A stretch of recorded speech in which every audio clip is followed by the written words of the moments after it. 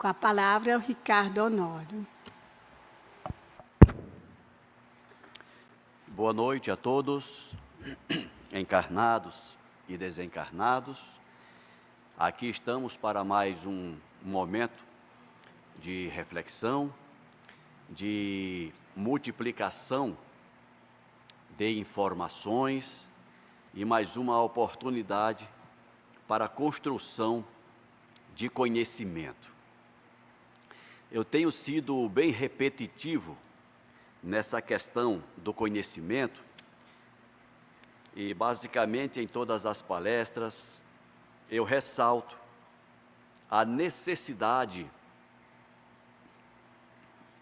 da consciência de que somos nós os responsáveis pelo conhecimento que temos e que teremos. Certa vez, quando eu terminei uma palestra, um colega se aproximou de mim e agradeceu pelos conhecimentos transmitidos. E eu falei para ele: lamento te informar, mas eu não transmiti nenhum conhecimento. Porque o conhecimento não é algo que se transmita. De acordo com Sócrates, o conhecimento é um construto subjetivo, individual. Cada um constrói o seu conhecimento. O máximo que nós podemos fazer é transmitir informações. E cada um, de acordo com as informações que já tem, e com a disponibilidade para construir novos conhecimentos, pode transformar aquela informação em conhecimento, ou não. Então, a construção do conhecimento depende do nosso interesse, da nossa vontade em querer transformar as informações recebidas em conhecimento. E aí ele me perguntou: e quando é que a informação se transforma em conhecimento? Aí eu copiei dos estudiosos dessa área, que dizem que a informação se transforma em conhecimento quando ela é capaz de mudar o sujeito. Então, quando o sujeito que recebe a informação muda alguma coisa em função da informação recebida, ele está construindo conhecimento sobre aquelas informações.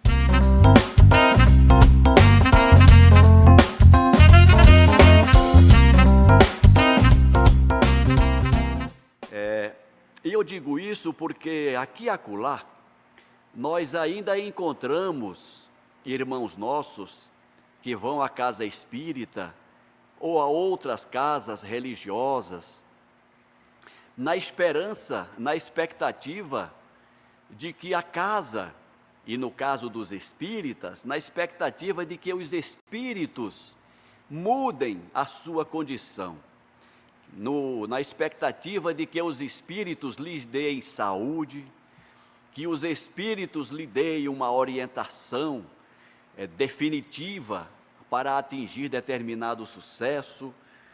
E a gente deve saber que os espíritos não estão aqui à nossa disposição para realizar os nossos sonhos e muito menos os nossos desejos. Eles estão aqui para nos dar suporte e favorecer as informações que nós precisamos. É claro que, de acordo com o nosso merecimento e a necessidade, aqui e acolá, eles nos dão uma mãozinha em muitos casos, mas a gente não pode tirar dos nossos ombros a responsabilidade que é nossa. Então, nessa temática de hoje, cujo tema está no livro Plenitude, da Joana de Ângeles, pela psicografia do Divaldo Franco, lá no capítulo 9, falando sobre o nosso processo de autocura. é possível a gente promover uma autocura? Será que a gente é capaz de promover a cura das nossas mazelas? Aí a gente precisa pensar sobre que cura nós estamos falando. Se eu estou com uma doença física, se eu estou com uma pneumonia, por exemplo, é pouco provável que eu consiga uma autocura sem um devido acompanhamento médico, porque foi para isso que Deus permitiu a evolução da ciência médica, foi para isso que Deus permitiu a evolução das técnicas de cura física, medicamentosa, e a gente não pode esquecer nem abrir mão disso. Agora, se eu descubro que o problema da minha pneumonia é o meu modo de vida, aí sim, eu tenho toda a capacidade para promover, se não a cura da pneumonia que está instalada, mas certamente evitar que outras pneumonias venham.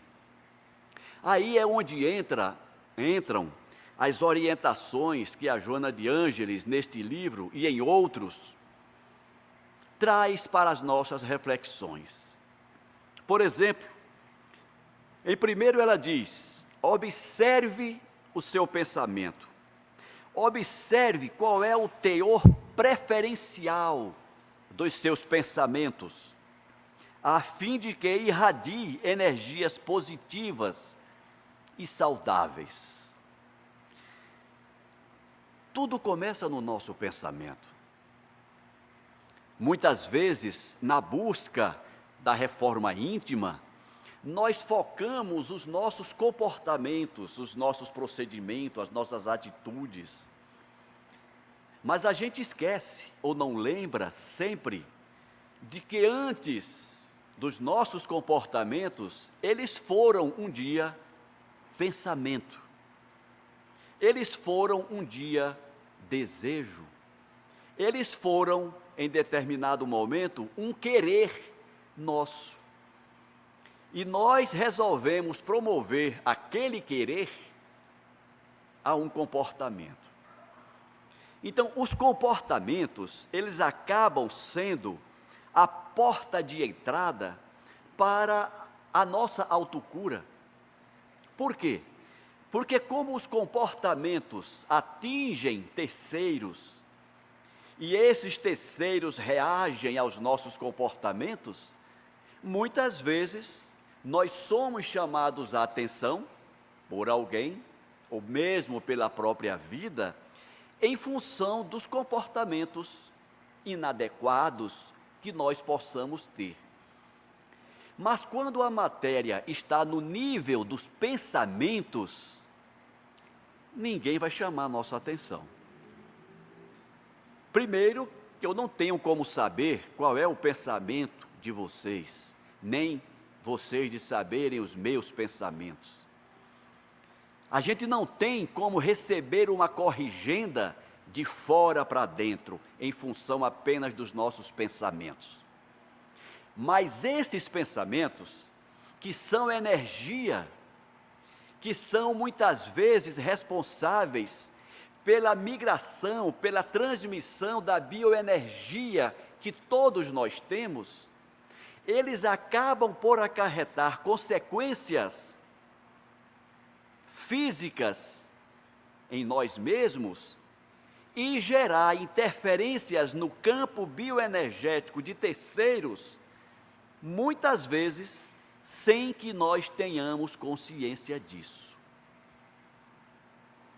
Então, o primeiro passo a ser dado no processo de autocura ou de prevenção de doenças, e aqui eu estou generalizando, quer sejam doenças do corpo físico, quer sejam doenças espirituais, doenças da alma.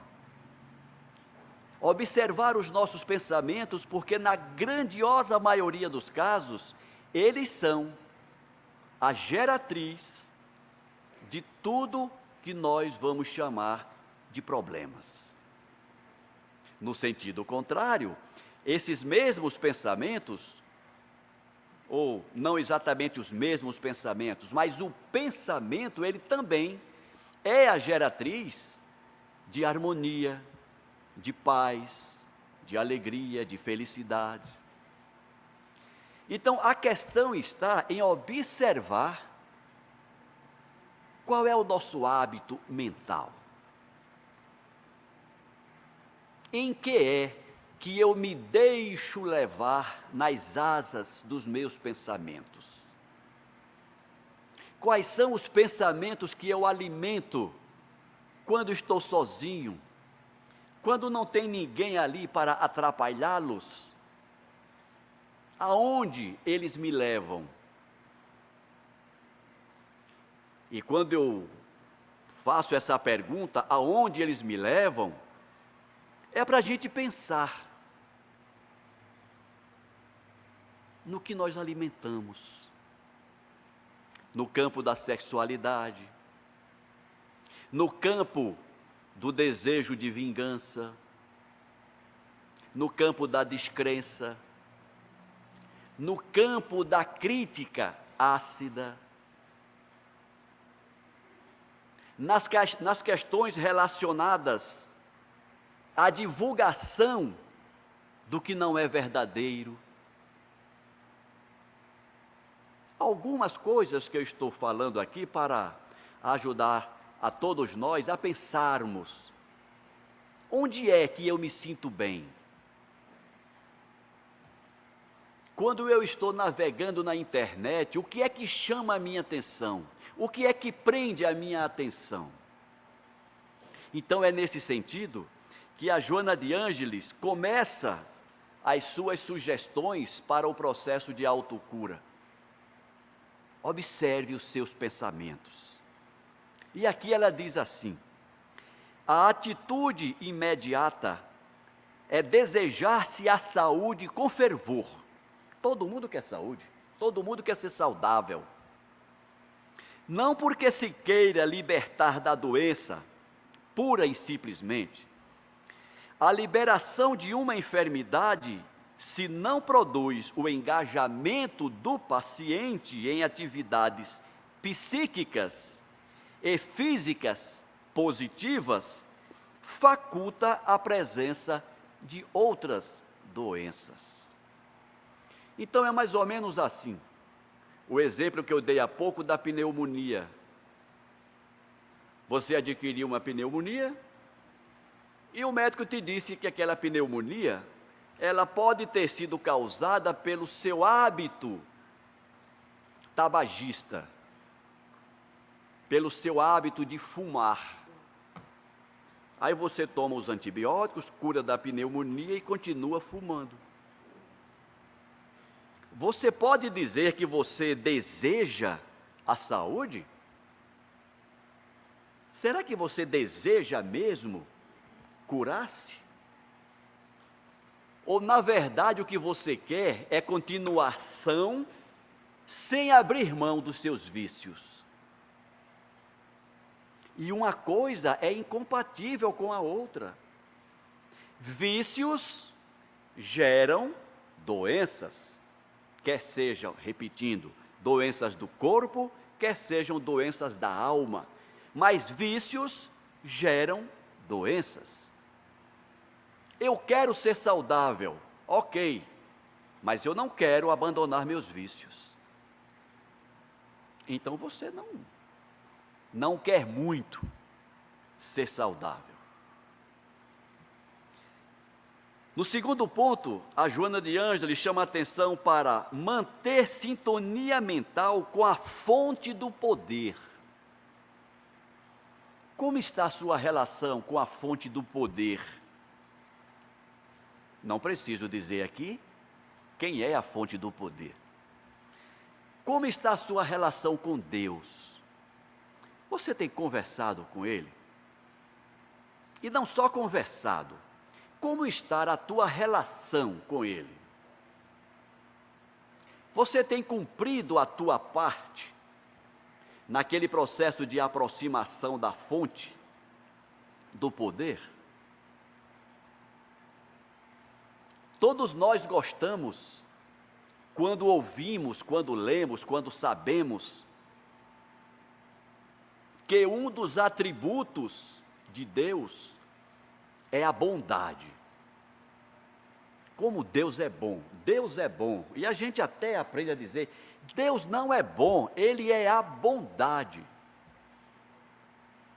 E isso é verdade. Mas Deus tem um outro atributo, que nem sempre a gente busca. Que Deus também é justo. E conforme Jesus já nos disse, pelas leis de Deus, a cada um, segundo suas obras. Qual é a tua obra? Se você alimenta pensamentos negativos, se você alimenta pensamentos de vingança, se você alimenta a tua lascívia, é isso que você está dizendo para Deus. É esta mensagem que você está dizendo para Deus. E Deus, que age em nós por intermédio das suas leis, utilizando da lei de justiça, de amor e caridade, retribui àquele que alimenta esses pensamentos de acordo com aquilo que esses pensamentos alimentam. É aquilo que nós chamamos de afinidade. Se eu tenho afinidade com o vício, é o vício que vai me alimentar. Se eu tenho afinidade com a mentira, é a mentira que vai alimentar minhas palavras. E aí não adianta depois eu reclamar se for vítima depois de uma mentira qualquer, porque é isso que eu alimento. Então, nesse processo que a Joana de Ângeles trata, nesse capítulo, ela está dizendo que o processo de autocura física vai depender profundamente da autocura moral, da autocura espiritual. Se nós não atacarmos um, nós não vamos atacar o outro. Se eu não cuido da minha saúde espiritual, da minha saúde mental, dos meus hábitos, dos meus costumes, se eu não atento para hábitos de moral elevada, eu não posso reclamar que o corpo físico sofra as consequências desses meus hábitos. E é exatamente nessa temática que a doutrina espírita aborda essas questões. Por isso que no início, eu comecei falando da nossa responsabilidade intransferível de construir conhecimento. Por isso que eu fiz questão de dizer que até o final da nossa fala, eu não estarei transmitindo conhecimento para vocês, mas informações. O que cada um vai fazer com essas informações é responsabilidade de cada um.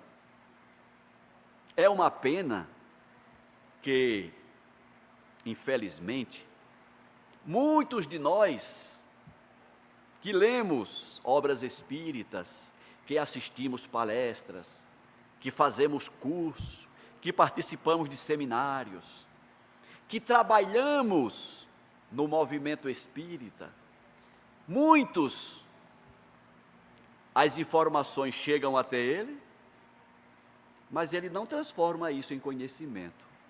Ou seja, ele não muda nada em função das informações recebidas. Por isso que é muito comum nós encontrarmos companheiros que dizem assim: eu já li tantos livros espíritas, eu já li tudo isso, Mas você olha o comportamento da pessoa e não mudou nada. Ele está cheio de informações, mas não consegue transformar aquilo em conhecimento, porque ele não mudou nada em função das informações recebidas. É aquilo que nós chamamos de reforma íntima. Como ela é íntima, ninguém vai saber o tamanho da reforma do outro. Só eu sei da minha reforma. Por isso que o Kardec disse que nós vamos reconhecer os verdadeiros espíritas pelo esforço que ele faz para domar suas más tendências. Vejam como as coisas se completam. Eu recebo a informação, mas qual é o tamanho do meu esforço para transformar aquela informação recebida em prática diária? O que é que eu mudo? Porque se nada mudar de dentro para fora em mim, de fora para dentro eu vou receber as consequências. Lei de causa e efeito. Por isso que esqueci o nome dele agora, aquele moreno de olhos verdes, Raul Teixeira, eu só lembro dele quando falo dos olhos verdes. Por isso que o Raul Teixeira diz que ser espírita não é para qualquer um. Ser espírita não é para quem quer, diz ele. Ser espírita é para quem pode, é para quem aguenta. Ser espírita é para quem tem coragem e disposição para, em recebendo essas informações, implementá-las na sua vida. Isso é fácil? Não é fácil. Já disse o Paulo de Tarso: que homem sou eu, que não consigo evitar o mal que não quero, e não consigo também praticar o bem que eu quero. Há quase 2000 anos, Paulo de Tarso viveu essa experiência de ter recebido a informação, de ter assimilado as informações, mas não conseguia colocar em prática. Era porque ele era fraco? Não. É porque a natureza não dá saltos. Ninguém transforma o homem da noite para o dia. É um processo. Tudo é um processo. E o título da lição de hoje diz exatamente isso: processo de autocura. Não é uma autocura imediata, mas nós precisamos começar. E o início desse processo pode ser hoje. Esta palestra, ela pode ter vindo, e você pode ter vindo a esta palestra hoje exatamente para receber o convite que faltava para você iniciar esse processo de autocura. Ah, Ricardo, então quando chegar em casa, vou pegar papel e caneta, vou relacionar todos os meus defeitos, todos os meus vícios. Não faça isso. Primeiro, que vai faltar papel, talvez. E segundo, você não vai dar conta. É por isso que o processo reencarnatório é tão longo. Deus sabe como é difícil o nosso processo de transformação. Mas Deus não está preocupado com a duração desse processo. Eu quero crer que o que preocupa Ele é a nossa indisposição para começar o processo. Para começar o processo. Segundo Humberto de Campos, vocês devem conhecer essa passagem, ele teria se encontrado com Jesus. E de longe ele vê Jesus sentado, com a mão na cabeça. E ele aproximou-se do Cristo e percebeu que ele chorava. E perguntou: mestre, tu choras? E Jesus respondeu: choro. E ele perguntou: choras por aqueles que não conhecem o teu evangelho? E o Cristo respondeu: não, eu choro por aqueles que conhecem o meu evangelho, mas não usam dele para transformar suas vidas. E essa resposta de Jesus, ela vem em cheio a nós espíritas. Porque nenhuma doutrina é tão esclarecedora da nossa realidade espiritual quanto a doutrina espírita. A doutrina espírita, ela pode até não ser muito agradável para algumas pessoas, como eu já ouvi. Eu conheço pouquíssimos, mas existem ex-espíritas, pessoas que não aguentaram, preferiram frequentar outras doutrinas, onde lá se diz que não precisa se preocupar, basta você crer que você está salvo. Como é bom ouvir isso! É muito mais cômodo e prazeroso ouvir isso, do que ouvir de um palestrante dizer: a responsabilidade é tua. Se você não fizer a tua parte, nada muda.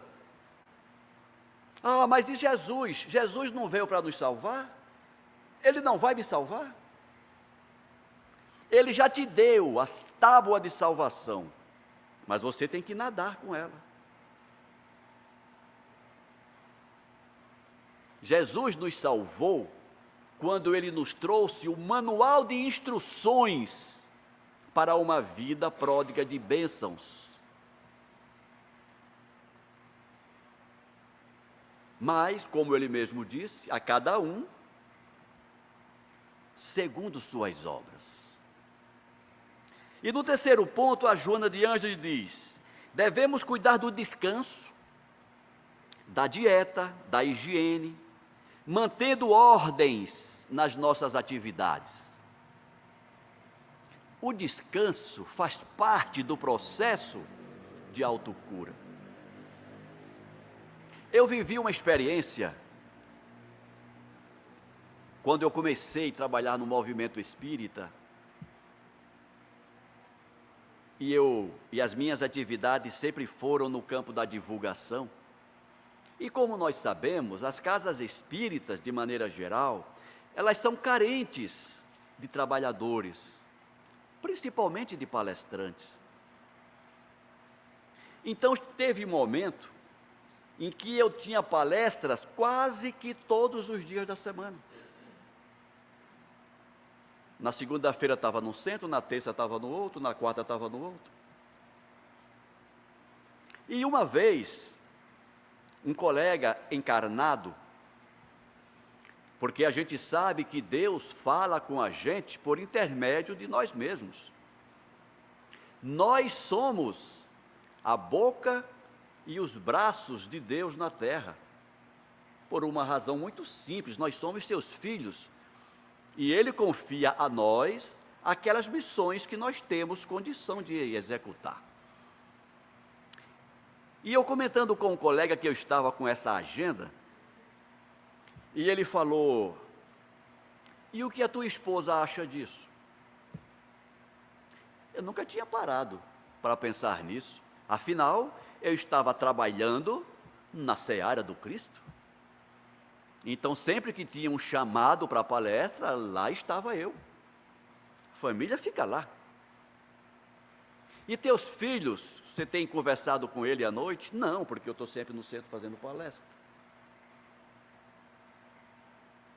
Mas não bastou a conversa, porque afinal, Era um igual a mim que estava dizendo aquilo? Ou seja, lá no fundo, eu estava dizendo assim: quem é você para me dar lição de moral?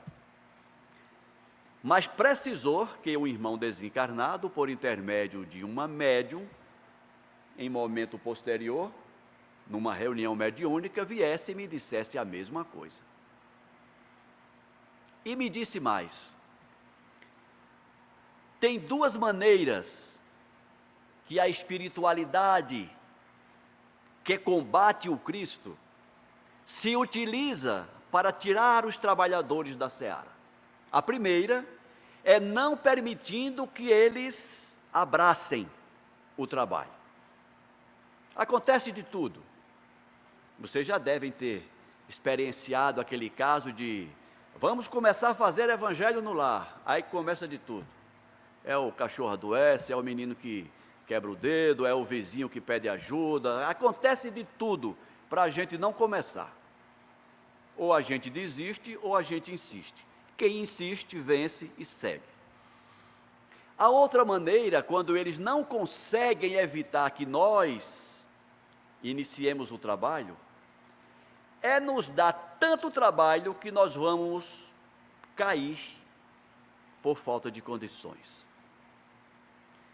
Então, vale para todos nós aquela orientação do Emmanuel para o Chico: disciplina, disciplina e disciplina. Nós temos responsabilidades no movimento espírita, nós temos responsabilidades de cunho espiritual? Temos, todos nós temos. Mas não podemos esquecer das nossas responsabilidades no campo social, no campo familiar, no campo profissional. E nós precisamos desenvolver uma disciplina que nos permita ir mais longe possível, utilizando o nosso potencial adequadamente, harmoniosamente. Porque se a gente quiser fazer tudo, nós vamos adoecer. Então, higiene da mente, higiene do corpo, descanso físico, descanso mental. Eu sei que muitas vezes a gente se pega pensando assim: nossa, lá no atual, para estar tendo tanta atividade, e em pleno janeiro, ou um mês qualquer do ano, eu estou aqui na praia.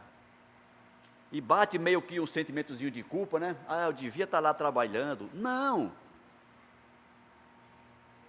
Aqueles dias que você está na praia faz parte do teu processo. Você está se reabastecendo. O bom trabalhador não é aquele que passa 24 horas no centro espírita. O bom trabalhador é aquele que usa 100% da sua capacidade no tempo que ele reserva para o trabalho espírita, sem esquecer as demais responsabilidades pelas quais ele também precisa responder. Então, tudo isso faz parte do nosso processo de cura. Muitos de nós trazemos culpas inconscientes dos erros pretéritos. Aí, quando a gente se encontra com a doutrina espírita, a gente tem a pretensão, o engano, de querer resgatar tudo nessa encarnação. Não, eu vou fazer de tudo. Eu vou fazer de tudo. Eu faço palestra, eu dirijo, eu cuido da biblioteca, Não, não é por aí. Você não vai conseguir resgatar tudo e ainda vai esgotar o teu instrumento de trabalho nesta encarnação, que ele pode vir a desfalecer antes do tempo, porque você sobrecarregou. Sem esquecer que cada um de nós tem um limiar de força. Lembra o que está lá no Livro dos Espíritos? Quando nós reencarnamos, cada um recebe uma quantidade de fluido vital. Uns recebem mais, outros recebem menos, a depender da missão que cada um vai cumprir. Recentemente, um colega estava me dizendo que eu estava me sentindo cansado. O ano passado eu tive 3 crises de sinusite, antibióticos, e antibiótico deixa a gente meio... E eu cancelei alguns compromissos. E eu ouvi de um colega dizer assim: mas você vai cancelar só por causa disso? Divaldo tem mais de 90 anos e não para de trabalhar. E eu falei: muito obrigado por me comparar com o Divaldo, mas eu estou longe de sê-lo. Não é porque alguém é mais idoso que necessariamente é mais frágil do que o mais novo. Não. Depende de cada um. E nós precisamos ter consciência disso. O Carl Gustav Jung, ele diz: ninguém se preocupe em ser perfeito. Só Deus é perfeito. Nós devemos nos preocupar em sermos conscientes. E a Joana de Ângeles, como vocês devem saber, baseia toda a sua série psicológica no pensamento do Jung. Então nós precisamos ter consciência do nosso potencial, até onde eu posso ir, até onde eu posso me dedicar, até que ponto eu devo assumir determinados compromissos. É isso que a Joana está dizendo nesse item 3º. E para finalizar, o item 4º, ela diz: canalização dos pensamentos e das emoções para o amor, a compaixão, a justiça, a equanimidade e a paz. E voltamos para o primeiro item novamente, a questão dos pensamentos. Para onde eu estou dirigindo meus pensamentos? Quando eu vejo um colega em necessidade, o que é que eu penso? Vou ajudar no que eu puder? Ou eu sou aquele tipo de espírita que diz assim: se está sofrendo é porque merece, é a lei de causa e efeito, deixa ele sofrer, que é para ele expiar o karma dele. Tem gente que ainda pensa assim. Se o necessitado apareceu até você, talvez seja a prova que você precisa para demonstrar a tua compaixão para com quem sofre. Ninguém tem a obrigação de resolver 100% o problema do outro, mas que contribuição você pode dar?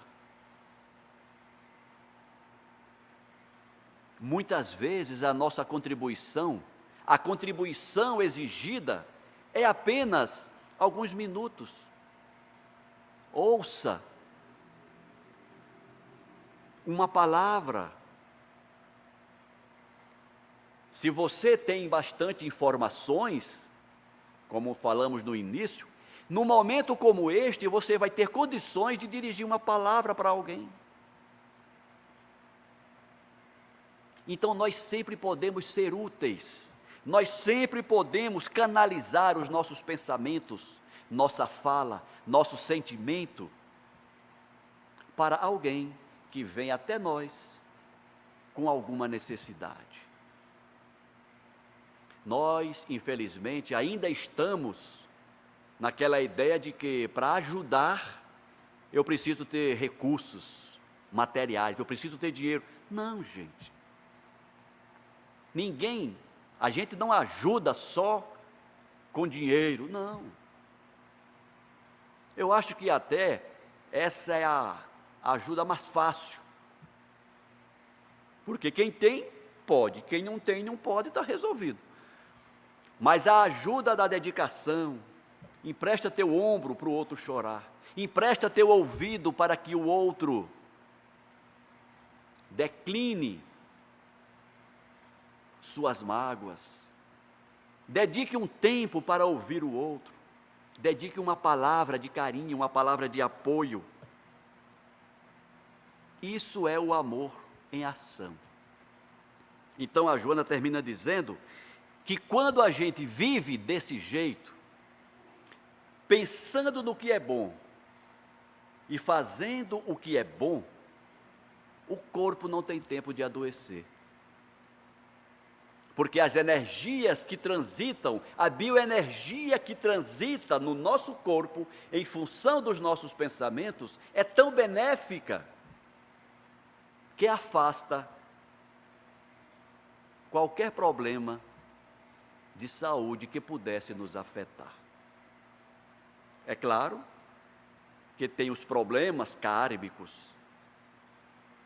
que nós precisamos carregá-los, mas nós podemos, dessa forma, amenizar muitos problemas que não precisaríamos ter se tivéssemos uma vida de acordo com esta moral que o Espiritismo nos traz. O tempo está acabando, não é, Solange? Eu espero ter contribuído, que nós possamos, a partir de hoje, procurar viver de forma diferente, para melhor. Observar nossos pensamentos. E nesses tempos, especialmente, tempos de tantos desafios, é muito natural que os nossos pensamentos, que os nossos sentimentos degringolem para o pessimismo, para a falta de esperança. É natural, porque os tempos não estão fáceis. Mas é aí onde entra a doutrina espírita, colocando a gente para cima, dizendo para a gente: não desista. Ninguém falou que seria fácil, mas todos nós temos condições de vencer as adversidades da época com fé, com esperança e dedicação. Muito obrigado pela atenção de todos e uma boa noite.